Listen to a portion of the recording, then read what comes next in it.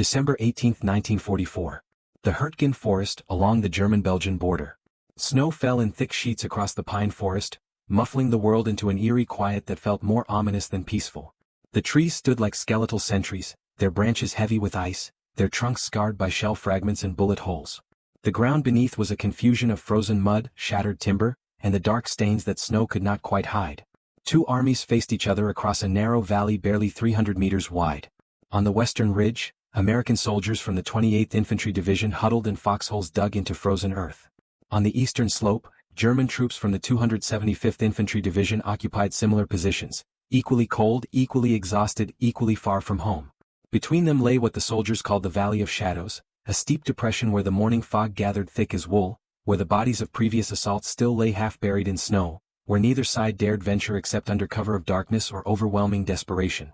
The Americans had been fighting in the Hürtgen Forest for weeks. Every 100 yards cost blood.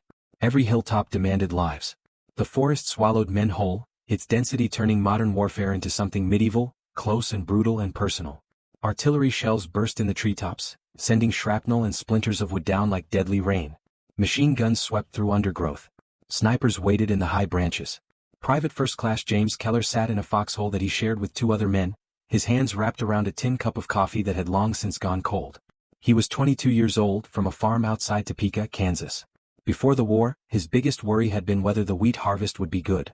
Now he worried about whether he would see another sunrise. Next to him, Corporal Thomas Rizzo cleaned his M1 rifle for the third time that morning, a ritual that kept his hands busy and his mind from wandering too far into fear. Rizzo was from New York, a machine operator who had never fired a gun before basic training. He had a wife and a daughter he had only seen in photographs. The third man, Private Eugene Walsh, was 19 and had been in the line for 11 days. He barely spoke anymore, just stared out at the tree line with eyes that had seen too much too quickly. When he did sleep, he whimpered in his dreams. On the opposite ridge, German positions mirrored their own. Obergefreiter Klaus Richter stood in a bunker reinforced with logs and sandbags, sharing a cigarette with two other soldiers. Richter was 24, a schoolteacher from Hamburg who had been drafted in 1942. He had fought in Russia and survived. France had been chaos. Now defending German soil felt both urgent and futile. Next to him, Gefreiter Hans Weber warmed his hands over a small fire they had built in a metal drum. Weber was a farmer's son from Bavaria, broad-shouldered and quiet, the kind of man who preferred work to words. He had 3 brothers. 2 were already dead. The third was somewhere in Italy if he was still alive at all. The youngest among them was Schütze Peter Maurer, barely 18, fresh from training, sent to the front with only 6 weeks of preparation. He had been told the war would be over by Christmas. That was 3 Christmases ago. Now he understood that promises made in barracks meant nothing in the forest. The valley between them had become a no-man's land of mutual respect born from mutual suffering. Both sides knew the other was cold, hungry, running low on ammunition. Both sides knew that any attack across that open ground would be suicide. So they waited, occasionally exchanging fire to satisfy officers in the rear who demanded action, but mostly just surviving, 1 hour bleeding into the next. The American command had ordered an assault for December 19th. The objective was to take the eastern ridge and push forward another 2 kilometers before nightfall. It was the kind of plan that looked sensible on a map but ignored the reality of men and terrain and weather. The German command had issued similar orders: defense to the last man, no retreat, hold the line for the fatherland. The officers spoke of honor and duty and the coming miracle weapons that would change everything. The soldiers in the foxholes knew better. Both sides waited for morning. Neither side expected what was about to happen. The attack began at dawn. American artillery opened up at 0530 hours, shells screaming over the ridge and crashing into German positions with methodical precision. The forest erupted in fire and flying earth. Trees split apart. Bunkers collapsed. Men died before they fully woke. The barrage lasted 20 minutes, a thunderous prelude that was supposed to soften the defenses, to break German morale, to clear the way for the infantry assault that would follow. In reality, it warned the defenders that death was coming and gave them time to prepare. When the guns fell silent, the Americans rose from their foxholes and began moving down into the valley. Keller was among them, his rifle held across his chest, his breath coming in short clouds of vapor. Rizzo moved beside him, and Walsh stumbled along in their wake, all 3 knowing that crossing that valley meant stepping into killing range. The Germans waited until the Americans were halfway across. Then the machine guns opened fire. The MG-42, which the Americans called Hitler's buzzsaw, fired at 1,200 rounds per minute, a rate so fast that individual shots blurred into a continuous tearing sound. Bullets swept across the snow like invisible scythes. Men fell in groups, suddenly and without ceremony. Some cried out. Most simply dropped. Keller hit the ground hard, pressing himself into a shallow depression behind a fallen log. Bullets chewed into the wood above his head, showering him with splinters. Next to him, Rizzo fired back blindly, more out of defiance than any hope of hitting something. Walsh had made it 10 yards farther before a burst caught him in the chest. He spun once, almost gracefully, then collapsed into the snow. His body lay there, steaming in the cold morning air, another shape among too many others. On the German side, Richter manned a machine gun position, feeding belts of ammunition while Weber squeezed the trigger in short, disciplined bursts. They had done this before. It had become almost mechanical, a grim professionalism that required no thought, just muscle memory and the suppression of anything resembling humanity. Maurer, the youngest, watched through a gap in the sandbags, his face pale. He had never seen men die like this, so many, so quickly, so completely. The training films had prepared him for combat, but not for this, not for the reality of bodies folding and falling, of snow turning red, of voices screaming for mothers and medics in languages that terror made identical. The American assault faltered within minutes. Officers shouted orders that no one could hear over the gunfire. Some men tried to advance. Most stayed pinned down, hugging the earth, hoping the next bullet would miss. A few tried to retreat back up the slope, only to be cut down as they ran. Then the German artillery joined in. Shells arced over the eastern ridge and fell among the scattered Americans with devastating accuracy. The explosions were enormous, tearing holes in the snow, throwing dirt and debris high into the air. Men who had survived the machine guns died in those blasts, their bodies simply ceasing to exist in flashes of fire and steel. Keller pressed himself deeper into the depression, covering his head with his arms as the world disintegrated around him. He could hear screaming but couldn't tell if it was his own voice or someone else's. Shrapnel whistled through the air. The smell of cordite and blood filled his lungs. For 15 minutes, the German guns hammered the valley. Then, just as suddenly as it had begun, the shelling stopped. The silence that followed felt unnatural, broken only by the moans of wounded men and the crackling of small fires burning in the underbrush. Keller lifted his head cautiously, blinking against the smoke and snow. The assault had failed completely. Bodies littered the valley floor, some still moving weakly, others perfectly still. The survivors were scattered, isolated, pinned down by German guns that still commanded the high ground. On the German side, Weber released the machine gun's trigger and sat back against the sandbag wall, breathing heavily. His hands were shaking, not from fear but from the simple physical exertion of firing for so long. Steam rose from the gun's barrel. Richter stared out at the carnage they had created and felt nothing. Not pride. Not guilt. Just the hollow exhaustion of a man who had done this too many times, who had become so efficient at killing that it no longer registered as a moral act, just a technical one. Maurer turned away and vomited in the corner of the bunker. No one commented. No one judged. They had all been there once. But the battle was not over. American commanders, receiving reports of the failed assault, ordered immediate artillery retaliation. Within minutes, shells began falling on German positions, heavier and more numerous than before. The Americans had more guns, more ammunition, more of everything except time and terrain. The German bunkers shook with each impact. Dirt fell from the log ceiling. The small fire they had built was extinguished by the concussion. Outside, the forest was being systematically destroyed, tree by tree, position by position. Then one shell hit differently. It struck the ridge directly above the bunker, a heavy 155 mm round that penetrated deep before exploding. The blast was monstrous. The earth heaved. The log roof collapsed inward, and suddenly Richter, Weber and Maurer were buried under tons of frozen soil and shattered timber. The bombardment continued for another 10 minutes, but the three Germans heard none of it. They were trapped in darkness, crushed under debris, struggling to breathe in a space that grew smaller with each passing second. In the valley below, Keller heard the explosion and saw the ridge above the German position simply vanish in a column of smoke and earth. For a moment, he felt a surge of savage satisfaction. But it faded quickly, replaced by a more pressing concern about his own survival. The shelling finally stopped. Both sides fell into exhausted silence, too bloody to continue, too exposed to retreat. The wounded cried out for help that would not come until darkness. The dead lay where they had fallen.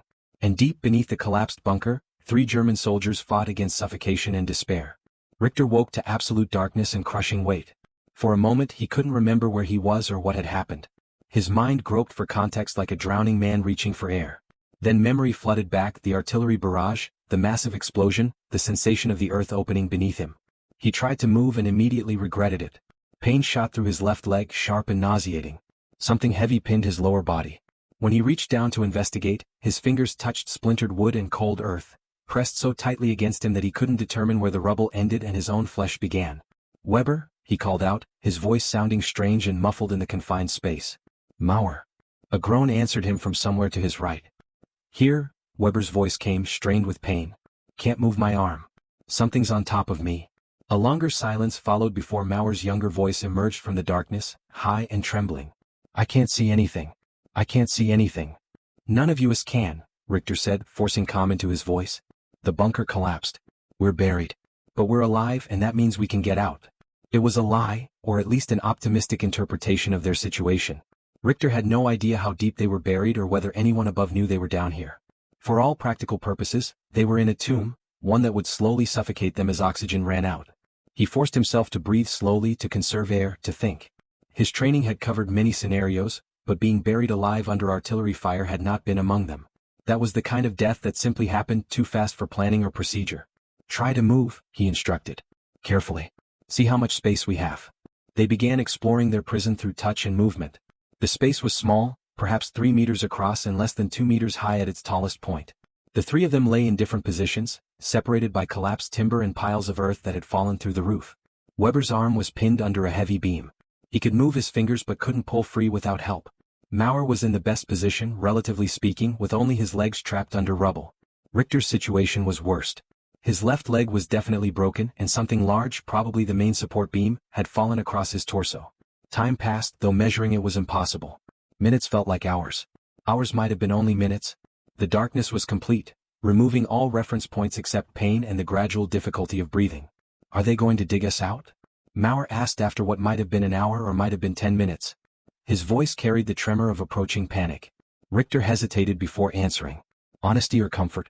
He chose something in between. If they know we're here, yes.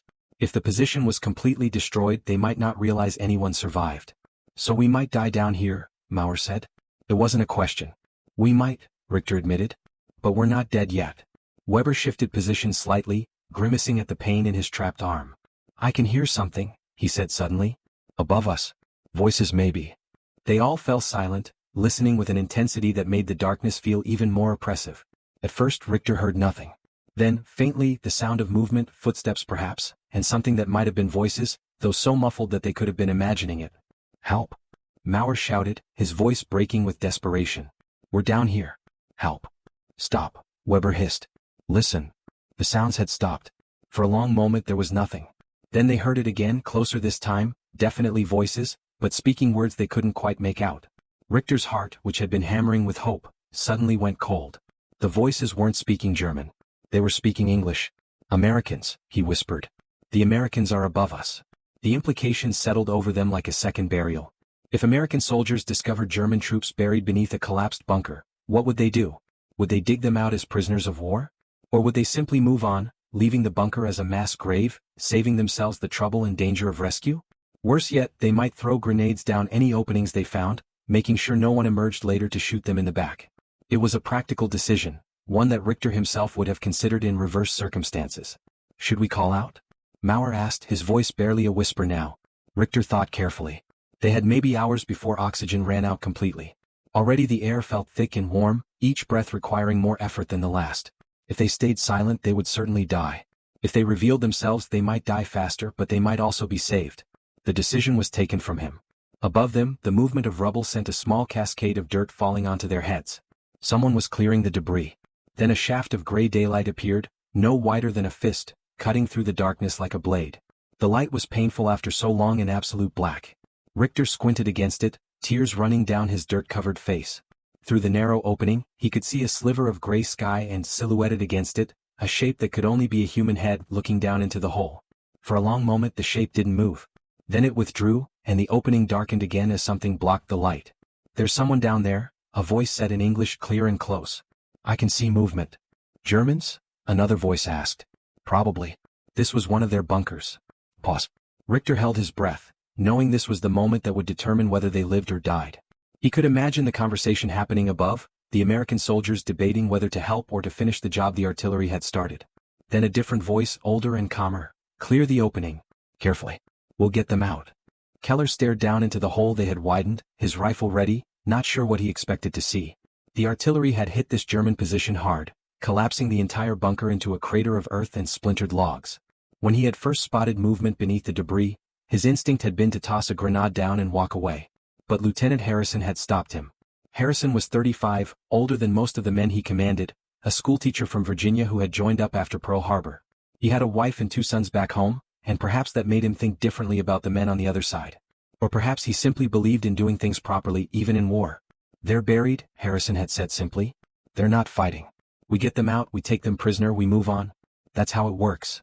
So now Keller found himself helping to clear rubble off men who an hour ago had been trying to kill him. The irony wasn't lost on him, but he followed orders. That's what soldiers did. They worked carefully, moving aside logs and shoveling earth, gradually widening the opening. The work was hard and the cold made it harder. Their hands were numb. Their backs ached. But slowly the hole grew larger until they could see down into the collapsed bunker. 3 German soldiers lay in various states of burial. One was clearly trapped under a beam, his face pale and sweating despite the cold. Another had his arm pinned. The third, the youngest by the look of him, had his legs under rubble but seemed otherwise intact. "We need rope," Harrison called over his shoulder. "And a medic if we can get one." 2 men went running back toward their lines. Keller remained at the edge of the hole, looking down at the trapped Germans. One of them, the one under the beam, was looking back at him. Their eyes met and for a moment neither moved. "What do you say to a man you've been trying to kill? What expression do you wear when looking at someone who was, by any reasonable definition, your enemy?" Keller had no training for this, no protocol, no script. So he did the only thing that made sense. He nodded, once, a simple acknowledgement of shared humanity. And after a moment the German nodded back. "How bad is it down there?" Harrison asked in German, his accent American but his grammar decent enough to be understood. Richter, surprised to hear his own language from an enemy officer, took a moment before responding. "1 broken leg. 1 trapped arm. We need help getting free. We're getting rope. Can you breathe okay?" "For now. But the air is bad." Harrison nodded, then turned to his men. "Move faster. They're running out of oxygen." The rope arrived, and with it Corporal Rizzo, who had some experience with construction work before the war. He studied the situation, noting how the beams had fallen, calculating angles and weight distribution like a puzzle to be solved. "The beam on his chest comes up first," Rizzo said, pointing to Richter. "But we need to brace the sides or the whole thing might collapse more." They worked with surprising coordination. Americans passed down timbers to shore up the walls. More soldiers arrived, curious about what was happening, staying to help when they saw the need. Someone produced a jack from a damaged vehicle, and they worked it under the main beam, raising it inch by careful inch. Below, Richter felt the crushing pressure on his chest gradually ease. Each centimeter of relief made breathing marginally easier. He watched the Americans work above him, their faces intent and focused, treating the rescue as seriously as they would for one of their own. "Why are you doing this?" he asked Harrison when the lieutenant climbed partway down into the hole to check their progress. Harrison paused, considering the question. "Because you're beaten," he said finally. "You can't fight. That makes you prisoners, not enemies. We treat prisoners according to the Geneva Convention." "Not all soldiers would," Richter observed. "No," Harrison admitted. "Not all would. But I've got to sleep at night after this war is over, and I'd like to do that without too many nightmares." The beam finally came free, and they pulled Richter out first, carefully, his broken leg supported by improvised splints made from rifle stocks and torn cloth. He gasped when they laid him on the snow, the fresh air cold and sharp in his lungs after hours breathing the stale, dust-filled atmosphere of the collapsed bunker. Weber came next, his arm swollen and possibly broken but functional. He could walk, though he moved like a man much older than his years, stiff and careful. Maurer was last, the easiest to extract. When he emerged into daylight, he stood for a moment, blinking against the brightness even though the sky was still gray with winter clouds. Tears ran down his face, though whether from relief or shame or simple physical pain was impossible to say. They stood there in the snow, 3 German soldiers surrounded by Americans, all of them exhausted, all of them cold, all of them wondering what happened next. Harrison gestured toward the American lines. "Can you walk?" he asked Richter in German. "With help," Richter replied. "Then let's get you back to our aid station. You need a real medic and we need to get moving before dark." Keller and another soldier moved to support Richter, one on each side bearing his weight. It felt strange, putting his shoulder under a German soldier's arm, helping a man who hours ago had been firing at him. But it also felt right in a way that was hard to articulate. They began the slow trek back across the valley, the same ground that had been a battlefield at dawn. Bodies still lay where they had fallen, American and German both, testimony to the morning's violence. The living moved among the dead in silence, each lost in private thoughts about survival and fate and the arbitrary nature of who stands and who falls. Halfway across, Maurer stumbled and nearly went down. Rizzo caught him without thinking, steadied him, helped him find his footing again. Maurer looked at him with an expression of surprise and gratitude. "Danke," he said quietly. Rizzo shook his head. "Save it. Just keep moving." But there was no hostility in his voice, just weariness and the practical concern of getting everyone back before the next artillery barrage started. By the time they reached the American lines, Word had spread about what had happened. Other soldiers lined the route, watching the Germans pass. Some faces showed hostility. Others showed curiosity. A few showed something that might have been respect, or at least recognition that these men in different uniforms were also just soldiers, also far from home, also caught in circumstances beyond their control. The aid station was a dugout reinforced with logs and covered with canvas, warm from a small stove and lit by kerosene lamps. The medic, a tired-looking man named Parsons from Chicago, took one look at Richter's leg and whistled low. "That's going to need surgery," he said. "I can splint it proper and give you morphine, but you need a real hospital." "Do what you can," Harrison said. "They'll go back with the next supply truck." Parsons went to work, and the three Germans sat together on one side of the dugout while American wounded occupied the other. It was a strange tableau, enemies receiving the same care, the same attention, treated as if the war outside had temporarily ceased to apply within these canvas walls. Richter, drifting on morphine, watched Keller across the dugout. The American soldier was having his hands bandaged, frostbite damage from digging in the cold. Their eyes met again, and this time Richter spoke. "You saved us," he said in halting English. Keller shrugged. "Lieutenant's orders. But you could have left us. No one would have known." "We would have known," Keller replied. Then after a pause, "What's your name?" "Klaus Richter." "From Hamburg." "James Keller." "Kansas." They sat in silence for a moment, two men from places so distant they might as well have been different planets, brought together by the machinery of war and then, by accident of circumstance, made into something other than enemies. "I'm sorry about your friends," Richter said, gesturing vaguely toward the valley beyond the canvas walls. "The ones who died this morning." Keller's face hardened slightly. "I'm sorry about yours too. Nobody won today. We all just lost differently."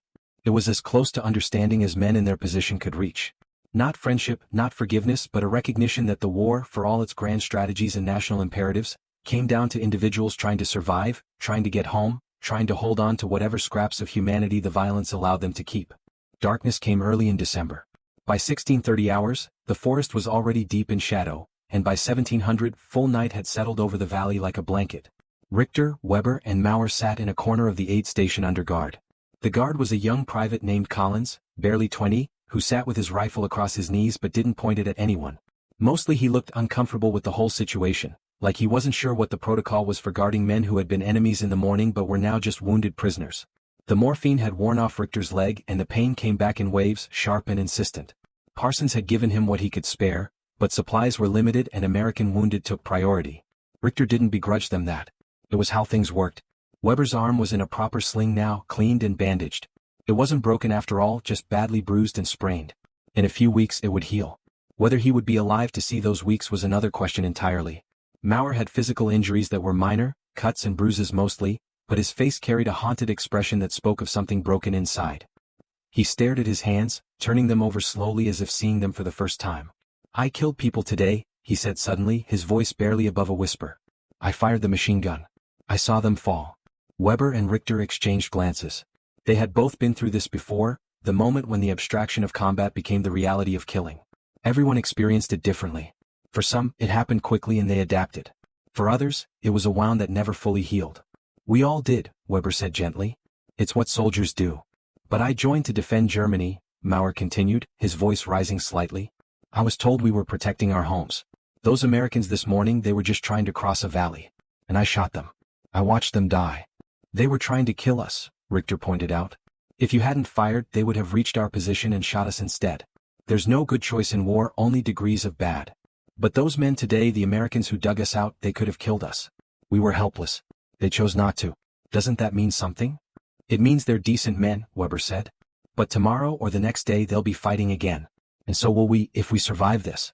Nothing has changed." "Everything has changed," Maurer insisted, looking up at them with wide eyes. "How can I shoot at them again after this?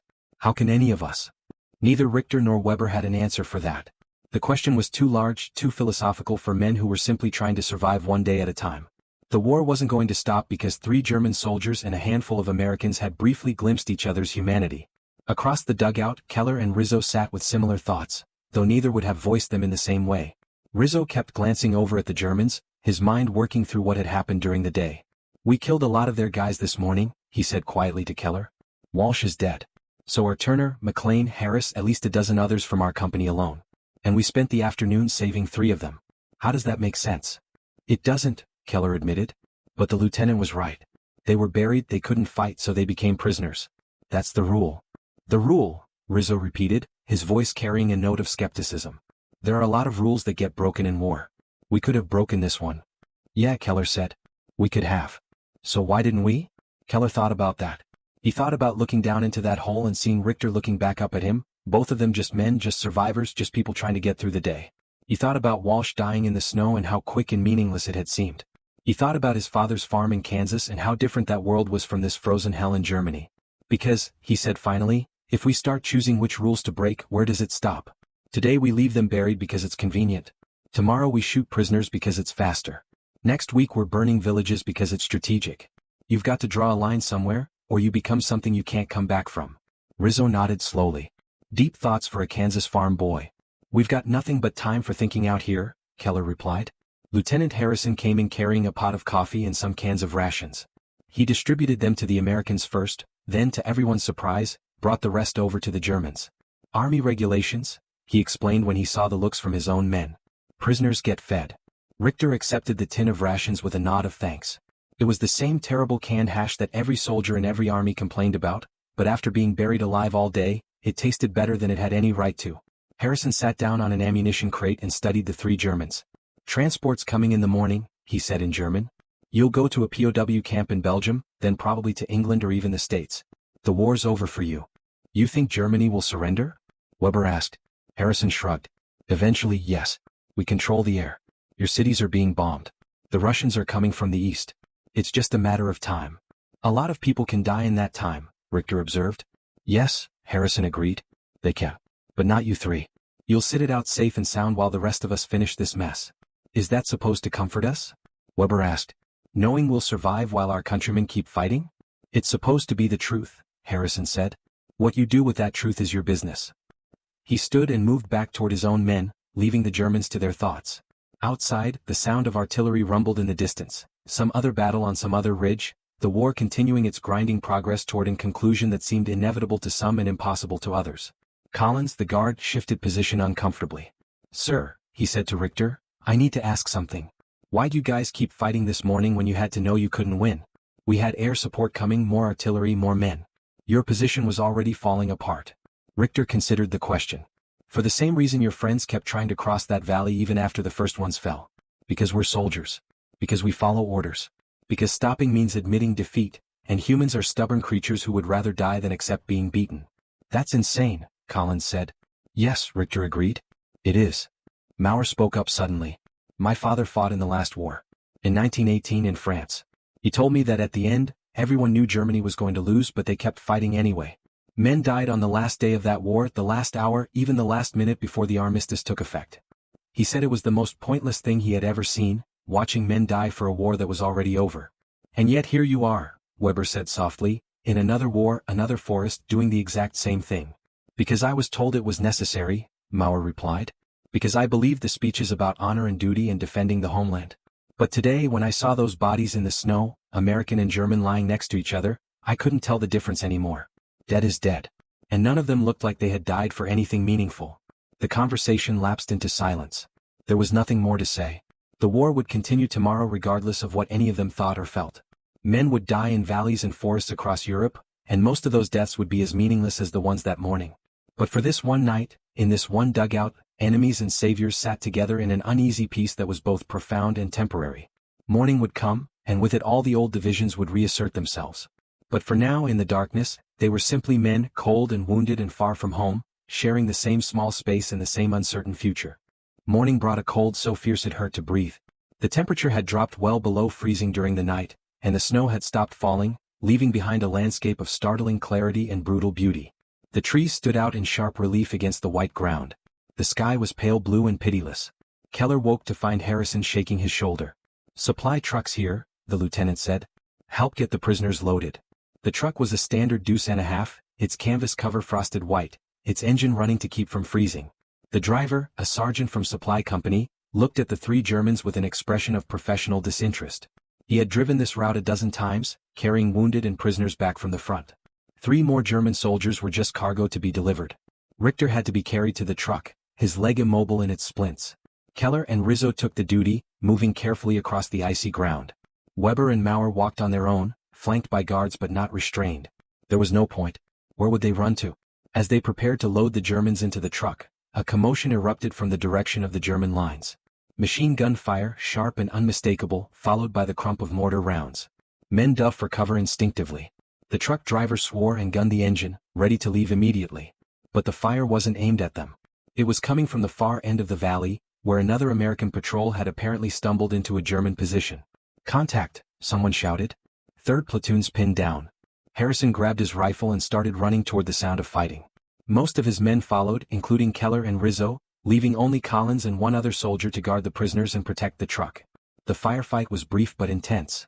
Through gaps in the trees, Keller could see American soldiers caught in open ground, taking fire from a German machine gun position that had somehow survived the previous day's bombardment. Men were down. Others were trying to maneuver, but the ground offered no cover. Without thinking, Richter called out from the back of the truck. "The gun is in a foxhole 20 meters east of the dead tree," he shouted in English. "Covered by sandbags. 2 men, maybe 3. Harrison, taking cover behind a shattered log, looked back at him in surprise. "How do you know?" "Because we built that position 3 weeks ago. It's designed to cover exactly that approach." Harrison hesitated only a second before making his decision. He called over one of his soldiers, gave rapid instructions, then shouted to Richter, "Where's their blind spot?" 10 meters south.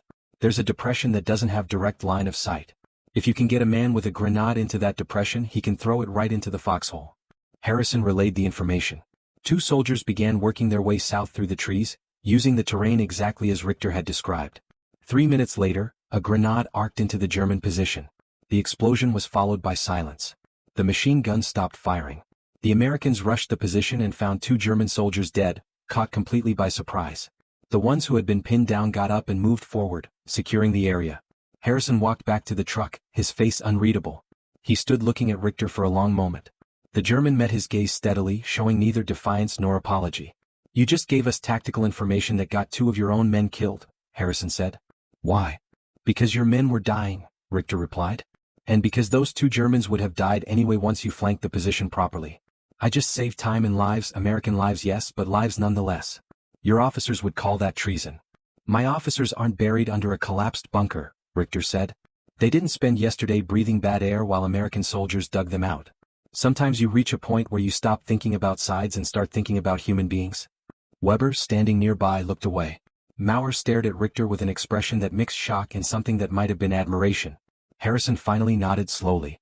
"Load them up," he told Collins. "Get them out of here before someone decides to shoot them for what just happened." As they lifted Richter into the truck, Keller found himself helping again. "That was either brave or crazy," he said quietly. "I'm not sure which." "I'm not either," Richter admitted. "But I watched Walsh die yesterday. Your man. I don't even know his name, but I saw him fall. And this morning I had a chance to make sure no one else died the same way. It seemed like the thing to do." "His name was Eugene Walsh," Keller said. "He was 19. From Boston. He'd been in the line 11 days. Richter closed his eyes briefly. "I'm sorry." "Yeah," Keller said. "Me too." The truck prepared to leave. Weber and Maurer climbed in first, taking seats on the bench along one side. Richter was laid carefully on the floor, his leg elevated slightly. An American medic climbed in with them, under orders to accompany them to the POW camp. Before the canvas was dropped, Harrison came to the back of the truck. He reached up and shook Richter's hand, a gesture that surprised everyone who saw it. "Good luck," Harrison said in German.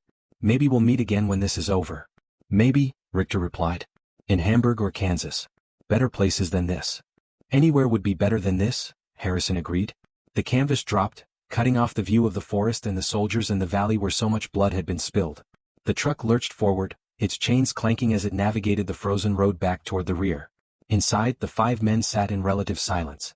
The medic, whose name was Walters from Pennsylvania, checked Richter's leg and adjusted the splints. He worked with the same professionalism he would show any patient, allied or axis irrelevant to his duty. "You've got good friends back there," Walters said to Richter. "Not many German prisoners get a handshake from an American officer." "I don't think we're friends exactly," Richter replied. "But maybe we're something else. I don't have a word for it." "Survivors?" Weber suggested. "We're survivors who happen to survive the same piece of hell." Maurer spoke up from his corner. "Do you think it matters? What we did? Helping them helping us. Does it matter when the war keeps going and thousands more die every day?" Walters considered the question. "I think," he said slowly, "that the big things, the strategies and the battles and the grand sweeps of history, those are going to happen no matter what any of us do. But the small things, the choices we make person to person, moment to moment, Maybe those are the only things we can control. Maybe those are what matter in the end. That's very philosophical for an army medic, Richter observed.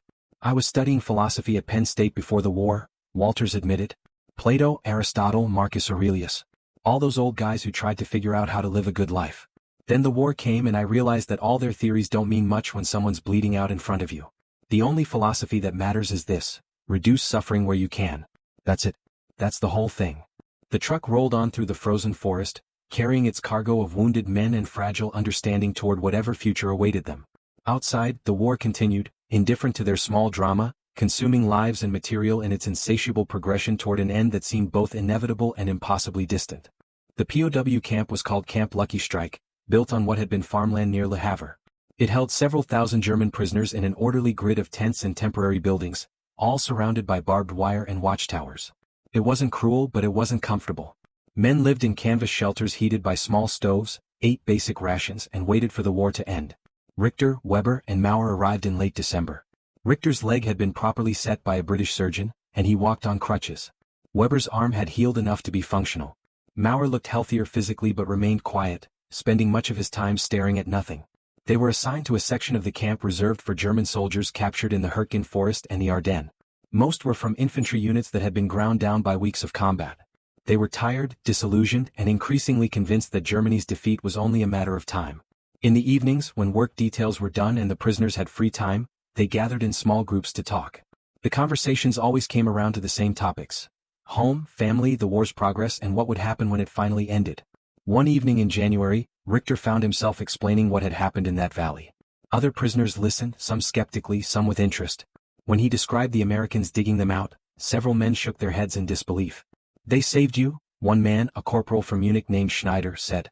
"Enemy soldiers took the time to dig out Germans who were already beaten?" "They did," Richter confirmed. "Their lieutenant insisted. Said it was the proper thing to do." "And then you gave them intelligence about our position?" Schneider's tone had turned hostile. "You betrayed your comrades?" "I prevented unnecessary deaths," Richter corrected. "On both sides. The position was going to fall either way. I just made sure it happened quickly instead of slowly." "You're a traitor," Schneider said flatly. Weber stood up, his face hard. "He's a man who chose to save lives instead of throwing them away. If that's treason, then maybe treason is the more honest position." The conversation turned heated. Other prisoners joined in, opinions dividing. Some saw Richter's actions as a betrayal of military duty. Others saw them as a reasonable response to an impossible situation. A few simply didn't care, too exhausted by the war to muster strong feelings about anything. But the argument reflected a larger question that was spreading through the camp. What did loyalty mean when your country was losing? What did duty require when orders came from leaders who had led you into disaster? When did a soldier's obligation shift from obedience to conscience? There were no easy answers. Men who had fought bravely for years struggled with the idea that their sacrifices might have been in vain. Others, especially the younger ones like Maurer, were beginning to question everything they had been taught about honor and duty and national purpose. Meanwhile, back in the Hürtgen Forest, the war continued its grinding progress. The valley where so much had happened was taken by American forces 3 days after Richter's capture. The Germans fell back to new positions. More men died. The battles blurred together into a continuous nightmare of cold and violence. Keller survived the winter, though he lost 2 toes to frostbite. Rizzo took shrapnel in his shoulder during a night patrol and was evacuated to England. Lieutenant Harrison was killed in February by a sniper, shot while checking on his forward positions. He died instantly, which the men who found him agreed was a mercy. The other members of that morning patrol, the ones who had helped dig out the collapsed bunker, mostly survived. They carried the memory of that day with them, though they rarely talked about it. Some things were too complicated to explain to people who hadn't been there. Collins, the young guard who had watched over the German prisoners in the aid station, was killed during the Remagen Bridge operation. He was 20 years old. Parsons, the medic from Chicago, survived the war and went home to become a doctor. He specialized in trauma surgery and never spoke about what he had seen in the forest. The war in Europe ended in May 1945. By then, Richter, Weber, and Maurer had been prisoners for almost 5 months. The news of Germany's surrender reached them through official announcements followed by practical changes. More food appeared. Restrictions eased. The guards became friendlier, or at least less hostile. Richter stood at the fence of the camp on the day the surrender was announced, looking out across the French countryside. Spring had come, bringing green to the fields and warmth to the air. It was hard to remember that only months ago he had been buried under frozen earth, certain he was going to die. "What now?" Maurer asked, standing beside him. "Now we wait," Richter said. "They'll process us eventually. Send us home or wherever home is now. Hamburg was bombed heavily. I don't even know if my house is still standing. Do you think we'll see them again? Mauer meant the Americans, the ones who had saved them. I doubt it, Richter said. We'll go back to Germany. They'll go back to America. The world is large and we're all just small parts of it. But we were there, Mauer insisted. In that valley. We saw what happened. Doesn't that connect us somehow? Richter thought about that. He thought about looking up from the darkness and seeing Keller's face above him. He thought about Harrison's calm orders and the soldiers who had dug through frozen earth to save men who had been trying to kill them hours before. He thought about his own choice to help those same Americans when the opportunity arose. Yes, he said finally. It connects us. Not in any way that changes the world or alters history. But in a small, personal way that matters to the men involved. We saw each other as human beings instead of just enemies. For one day in one valley, we stopped being symbols and became people. I suppose that has to count for something. Weber joined them at the fence. His arm had healed completely, though it still ached in cold weather. I heard that prisoners are going to be released over the next few months, he said. They'll send us home in groups, starting with the ones from the most destroyed cities. Hamburg's on the list, Klaus. You'll probably go early. And then what? Richter asked. We go home to rubble and try to rebuild? We forget about the war and pretend it never happened. We don't forget, Weber said. But maybe we also don't let it define everything. Maybe we take what we learned, the bad and the strange and even the good parts like what happened in that valley, and we try to build something better. Something that doesn't require young men to die in forests for causes they don't fully understand. That's optimistic, Richter observed. It's necessary, Weber replied. Because the alternative is to decide that nothing matters and nothing learned and we're doomed to repeat everything. I'm not smart enough to fix the world, but I'm stubborn enough to believe that my life should mean more than just the wars I fought. They stood together in silence, 3 survivors among thousands, watching the spring day fade into evening. The war was over but its echoes would continue, rippling through the decades to come in ways large and small. Millions had died. Cities lay in ruins. Entire peoples had been nearly exterminated. Against that vast landscape of tragedy, one morning in a small valley seemed insignificant. And yet, for the men who had been there, for the Americans who had chosen to dig and the Germans who had chosen to trust, for the brief moment when enemies had become something else, it remained vivid and important in ways that vast strategic victories could never be. That morning had proved something essential. That even in the worst circumstances, even in the machinery of industrial warfare that reduced humans to statistics, individual choice still mattered. The choice to save or to kill. The choice to see a human being or to see only an enemy. The choice to act with conscience or to surrender it entirely to the demands of war. These were small choices in the grand scheme of things. But they were the only choices that any individual could truly make. And in making them, the men in that valley had asserted their humanity in the face of a war that threatened to strip it away entirely. In the spring of 1947, James Keller returned to his family's farm outside Topeka. The wheat was growing well that year. The sky was wide and clean, nothing like the claustrophobic forest of the Hürtgen. He worked the land with his father, relearning the rhythms of planting and harvest, trying to leave the war behind. But some nights he would wake to the sound of artillery that existed only in memory. He would see faces in the darkness, friends who hadn't made it home. And sometimes, unexpectedly, he would remember a German soldier looking up at him from a collapsed bunker, and the strange understanding that had passed between them. He never spoke about it much. Most veterans didn't. How could you explain that kind of experience to people who hadn't been there? How could you make them understand that you had spent a morning trying to kill men and an afternoon saving them? That war was simultaneously the worst and the most intense thing you had ever experienced? That you hated it and missed it and never wanted to think about it again but couldn't stop? In Hamburg, Klaus Richter rebuilt his life among ruins. The city had been devastated by bombing, whole neighborhoods reduced to rubble. His house was gone, his teaching position uncertain, his legs still giving him trouble years after it had been broken. He eventually found work at a new school, teaching history to children who had grown up with nothing but war and now needed to understand peace. He found it ironic that he was teaching them about the very conflict he had just survived, but perhaps that made him more qualified, not less. He never forgot that December morning. Sometimes, when teaching about the war, he would pause and think about the valley and the Americans and the choices that had been made. He wondered if Keller was still alive, if they would ever meet again, if it would mean anything if they did. Hans Weber returned to his family's farm in Bavaria. 2 of his brothers were dead. The third had come home from Italy with one leg in nightmares. Together, they worked the land that had been in their family for generations, coaxing food from soil that seemed tired of producing anything. Weber rarely talked about the war. When he did, he spoke about the cold and the boredom and the terrible food, the mundane details that were somehow easier to share than the profound moments. He never mentioned the morning he had been buried alive or the American soldiers who had saved him. Those memories were his alone, private and complex, not meant for casual conversation. Peter Maurer went home to find that his father had died during a bombing raid in Berlin. His mother had survived but was living with relatives, their house destroyed. He spent several years drifting, working odd jobs, trying to find purpose in a world that seemed to have lost its meaning. Eventually he became a carpenter, building things instead of destroying them, creating instead of killing. He married a widow with 2 children and raised them as his own. He taught them that war was the worst thing humans could do to each other, and that the only victory worth having was the one where nobody had to die. He kept a small notebook where he had written down what he remembered about that day in the valley. The details were vivid: the crushing weight of earth, the panic of suffocation, the moment when light broke through the darkness, the American voices debating whether to save them or leave them buried. He added to it occasionally random thoughts about fate and choice and the strange paths life takes. He never showed it to anyone, but sometimes he would read it late at night when the house was quiet, reminding himself that he had been there, that it had happened, that for one brief moment, he had seen humans choose mercy when they could have chosen convenience. The world moved on. The Cold War divided Europe. Nations rebuilt. New conflicts emerged.